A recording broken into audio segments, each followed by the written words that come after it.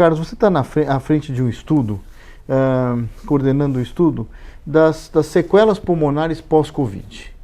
Então, explica um pouquinho esse estudo e o que tem de achados novos e o que você vê como pneumologista, como coordenador desse estudo, as pessoas que tiveram Covid, formas leves, até moderadas ou mais graves. Como vai evoluir esse pulmão aí nos próximos 2 anos? Bom, na realidade esse estudo faz parte de um projeto que foi criado há 1 ano atrás, quando a Covid chegou aqui, e nós montamos uma linha de cuidado.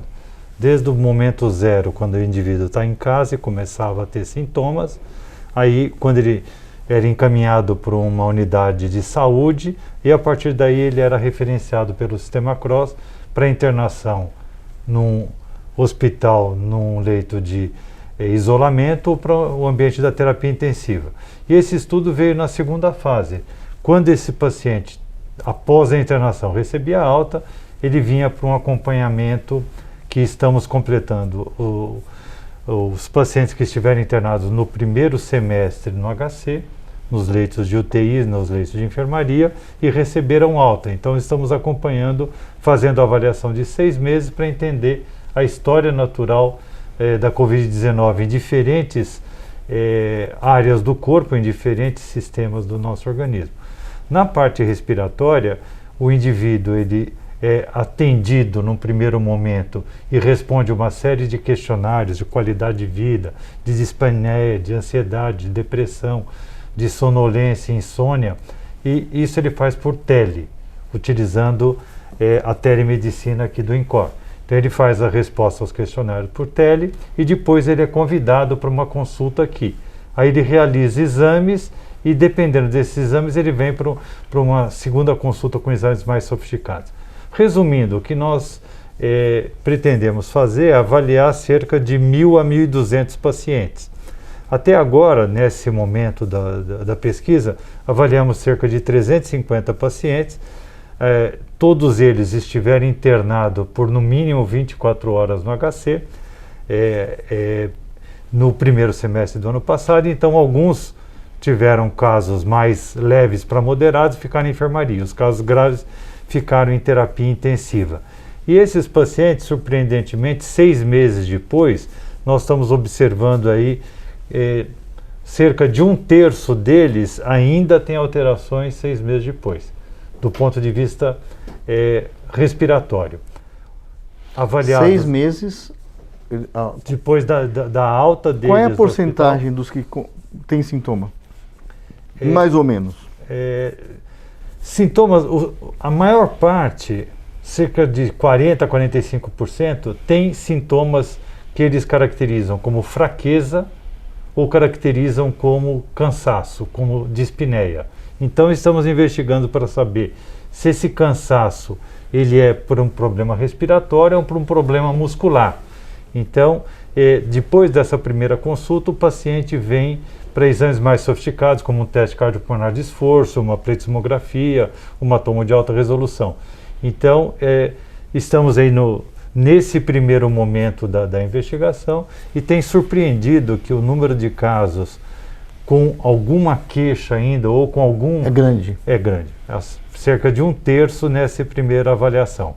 Como pretendemos continuar avaliando os pacientes até a metade de março e completar essa amostra. Como falamos várias vezes, quer dizer, o Covid não é uma doença aguda, é uma doença crônica.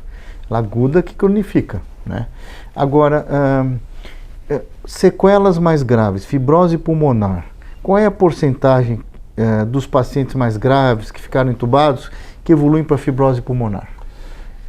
A fibrose, então, ainda nós interpretamos como um pouco precoce ainda, com 6 meses, para fechar um diagnóstico que eles vão ficar com fibrose pulmonar. Nós estamos esperando para definir esse tipo de sequela a avaliação de 1 ano.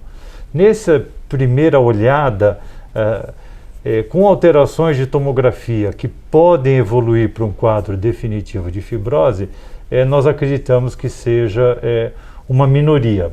talvez aí na faixa de 10%, se tanto. Mas isso O que é um bastante, número né? que é bastante. Que acaba sendo bastante, né? É um número que estamos arriscando, aí não temos ainda esses dados ainda Bom, definitivos. em conclusão, quer dizer, após um quadro de Covid, a fisioterapia é importante o acompanhamento em quais situações? Pois eu tenho um Covid assintomático. Óbvio que não tem um comprometimento nem pulmonar, muitas vezes eu não vou fazer fisioterapia.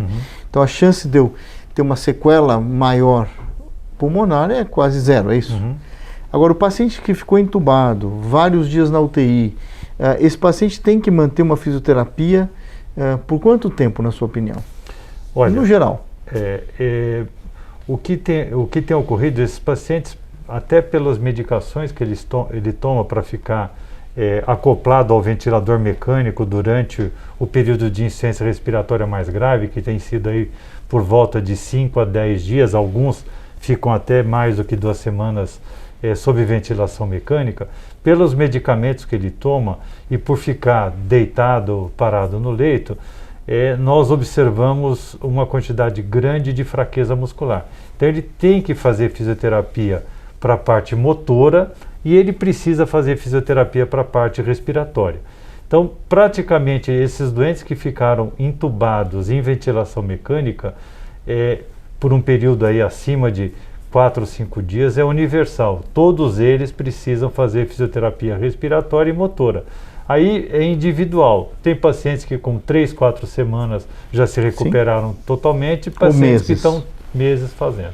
A grande informação que estamos observando é que a continuidade desses estudos podem demonstrar para nós que o paciente que teve Covid vai ser uma sobrecarga para o serviço de saúde no futuro próximo.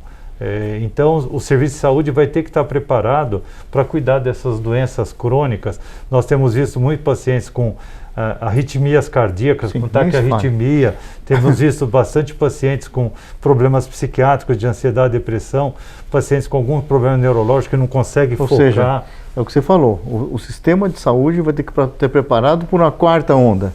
A onda dos pacientes crônicos, dos cuidados das sequelas cardíacas, musculares, neurológicas, psiquiátricas, né, pulmonares, renais. Isso aí.